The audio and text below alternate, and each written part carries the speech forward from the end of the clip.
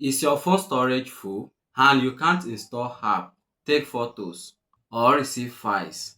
Don't worry, in this video I will show you how to free up storage using WhatsApp in just a few simple tests. Open your WhatsApp, then click on these three dots at the top corner, then click on settings, then click on storage and datas, then click on manage storage. Then you will click on group or chat that has the most storage that are not useful. So you will select on all, then you will click on this delete icon at the top corner here, then you will delete the copy. So you will wait few minutes so it can delete all. You can repeat this same process on each chat or each group chat.